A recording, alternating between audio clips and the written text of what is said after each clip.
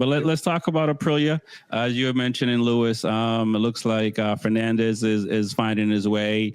I don't know if it's if the help outside of the track or seeing your rookie do better than you in the first 5 until he crashed out in Silverstone, or whatever it is. He's figuring it out. Aprilia, Bezecchi's looking really good on the bike, and Jorge Martin had to come in and he had to do that walk of shame. Let's talk about the walk of shame part first, which is that interview where he had to be up there by himself and ask all those questions, just to sit here and be asked how many different ways he screwed up. I mean, yeah, that was tough. I mean, he knew that had to come, that had to be done. It was the best way to do it. But it sucks to be up there alone, where everyone just picking at you on the situation. It wasn't like, oh, how was your race, or how was your time off? How did you recover?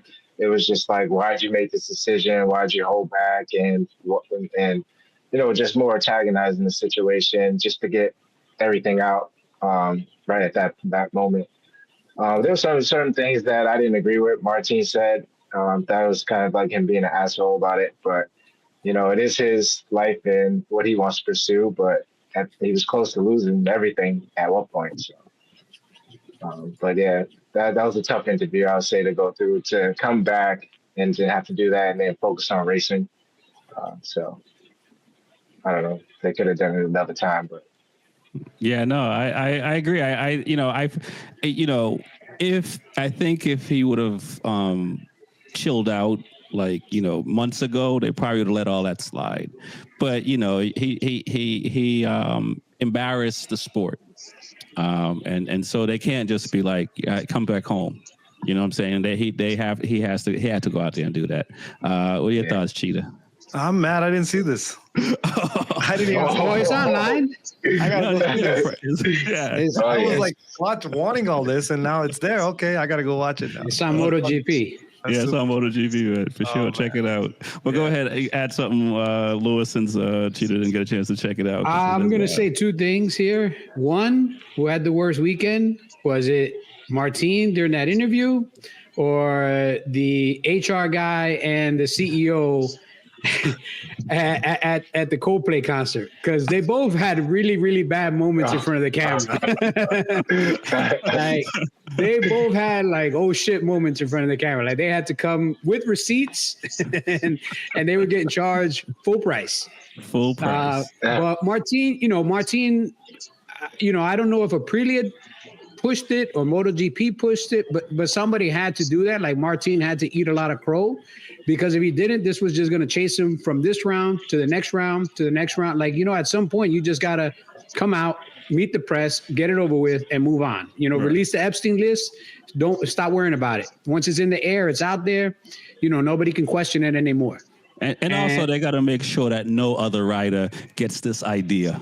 Yeah. And that's the other thing. I mean, I wouldn't be surprised if this was a Dorna thing with Aprilia, or even a Dorna thing where it's like, look, you need to go out here, address the press, get this out, clear the air, and then we can move on. Plus, this is a little bit of a, I did this once and got away with it. I thought I could do it again, but guess what? I can't, because the name on the side of the building isn't Martin, it's Dorna. Yep. So you just work here, my man. This ain't your company. You can't do whatever you want. Yeah, Once that was done and it was time to go racing, I'll give you the second best thing that I always tell people. Winning cures everything. If you're doing good, no matter how bad everything else is going on, winning cures everything. The team will forget all about the discrepancies. The mechanics will work hard for you. Everything will come together if you're winning.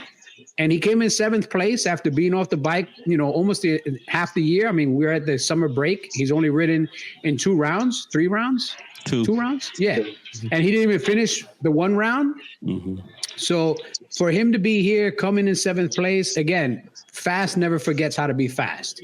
You lose timing, you lose this, you lose that. But as you get laps, you get your timing back, you get your rhythm back. You understand where the apex is, where to trail, where to let off the brake, where to get back on the gas. Fast guys don't forget how to be fast. they just lose their timing. So he got back on it, and the more he rides, the better he's going to get his timing. And he's already got a benchmark. Bezzecchi is setting the benchmark. My man technically could have 5 podiums in a row had it not been for a couple of incidences. Yeah. That's huge. You know, Aprilia has not been in that position to have 5 possible podiums in a row ever. Even with Aleix Espargaro, they never had this consistency. Yes. And if he can continue, if Bez can continue this into the next 2 rounds, which again are really good rounds for the Aprilia bike and beyond, like this again sets a new bar for Martin to achieve. So it's good, man. Again, it's over with. It's done with. Ride the bike. Let your riding speak for itself. Shut up. Don't talk anymore. The less you talk, the better it'll be for you, Martin. That's what I tell him. You know, and I'll say, I mean, Bez is the only guy that's really pressured Mark. Besides, I wouldn't even say Alex pressured Mark, but Bez is the only guy. Yep.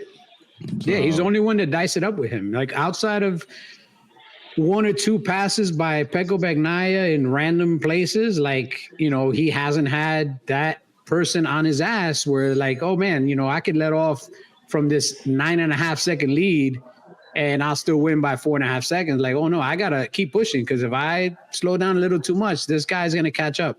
And again, man, I'll always say Mark is the most intelligent rider in the entire field, man. Yeah, the things that he's constantly thinking and calculating and understanding. Like in the interview, he even said, "Look, I got behind Bez, and as soon as I felt the tire drop, that's when I knew I had to make a move."